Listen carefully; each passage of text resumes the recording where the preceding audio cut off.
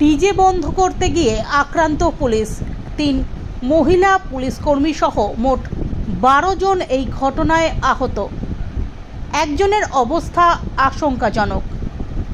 এই ঘটনায় এখনো পর্যন্ত গ্রেফতার 6 জন।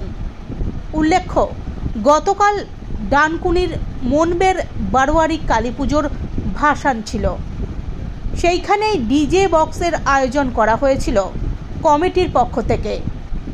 পুলিশ ডিজে বন্ধ করতে গেলে বচসা শুরু হয় পুজো কমিটির লোকজনের সাথে। প্রতিবাদে পথ অবরোধ করেন স্থানীয়রা। অবরোধ হটাতে গেলে পুলিশকে লক্ষ্য করে ইট ছোড়া হয় বলে অভিযোগ। পরে পুলিশ লাঠিচার্জ করে পরিস্থিতি নিয়ন্ত্রণে আনে। ইতিমধ্যেই এই ঘটনায় গ্রেফতার করা হয়েছে 6 জনকে। ধৃত 6 জনকে বৃহস্পতিবার শ্রীরামপুর আদালতে পেশ করলে বিচারপতি ধৃতদের 14 দিনের জেল হেফাজতের নির্দেশ দেন। ঘটনাটা ছিল এক শ্রেণীর ছোট ছোট ছেলেরা ডিজে করার ব্যাপারে তারা ডিজে বেঁধেছে। তাতে থানা থেকে অফিসার গিয়ে বলেছে যে না, ডিজে করা যাবে না, তোমরা খুলে ফেলো। সেই অনুযায়ী অনেক বাকবিতণ্ডা অনেক সব হয়েছে। হওয়ার পরে ওরা রাজি হয়ে খুলেও কিছু দিয়েছিল। তারপরে বড়বাবু গেছেন, আর প্রায় অন্তত 70 জন পুলিশ, মানে মহিলা পুলিশ, র্যাব, তারপরে মহিলা র্যাব, সবাই গিয়েছিল 70 জনের মতো। আমাদের তো এই পোষায় মানে বিসর্জনে এত দরকার নেই পুলিশ, বড়বাবু নিয়ে গেছেন। এতে এলাকার লোক বলছে আমরা কি সব ক্রিমিনাল? আমাদের এখানকার এত বেশি পুলিশ এসে আমাদের সঙ্গে কি করছে? আমাদের তো কোনোদিন এখানে কিছু ঝামেলা হয় না। যদিও ঝামেলাটা ওই ডিজের ব্যাপারটা নিয়ে। গতবারেও বড়বাবু রিকোয়েস্ট করেছিলাম, আমরা বলেছিলাম এবারের মতো এগুলো। এবারও নিজেও গিয়ে মানে আমাদের ওখানে করেছেন, মানে মিটিং করেছেন, করেছেন। ছেলেরা কথাও দিয়েছিল কিন্তু শুনছে না। মানে এদের এটা আমাদের ডিসক্রেডিট, আমি বলবো যে আমি বড়বাবু যেরকম বলে আপনারা কিছুই বলতে পারেন না, পারেন না। আমরা বলি আমাদের সবই, কিন্তু এরা এমন একটা করে যে লাস্টে আমাদের মাথা হেট করে যেতে হয়।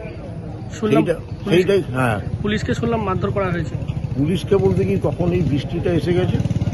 বৃষ্টিতে আসার পরে এখন একজন, আমরা দেখিনি, আমি বড়বাবুর সঙ্গে পীযূষ আমার কাউন্সিলর, আমরা বড়বাবুর সঙ্গে কথা বলছিলাম এই কারণে যে, এবং বড়বাবুর সঙ্গে হলো যে তখন মাত্র 4 জনকে আমাদের ধরেছিল।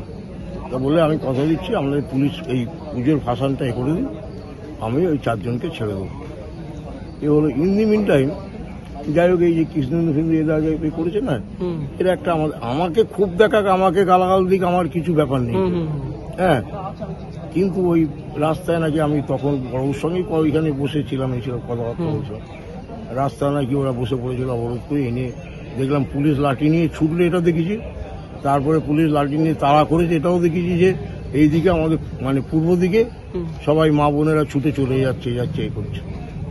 তা যাই হোক, সেইখান থেকে ওই অমিতকে, কৃষ্ণেন্দু, রনি, এদের সবকে তুলে নিয়ে চলেছে। কজনকে ধরেছে আপনাদের পুলিশ? আমাদের ওইখান থেকে 6 জনকে তুলেছে, মানে দ্বিতীয়বারে। প্রথমবারে 4 জনকে, দ্বিতীয়বারে 6 জন না 7 জনকে তুলেছে। তারা এখন ওই তুলে নিয়ে আসার পরে আমরা কালকে রাত্রে এসেছিলাম আমাদের ভাসান দিয়ে, যে আপনি তো বলেছিলেন যে এদের ব্যাপারটা আমরা কিন্তু সবাইকে নিয়ে যেতে চাই। যারা যাই অপরাধ করুক, আপনি এবারের মতো ক্ষমা করেন। কোনোদিন তো আমাদের ওখানে এই রেকর্ড নেই, এবারের মতো আপনি ক্ষমা করে দিন। আর আপনাকে আমরা লিখিত দাসখত দিয়ে যাব যে আমাদের ওখানে আর কোনোদিন ডিজে কোনোদিন বাজবে না। আপনার নামটা বলুন। আমার নাম শ্যামল ঘোষ। পুজো কমিটির আমি মনবের বারোয়ারি পুজো কমিটির সেক্রেটারি।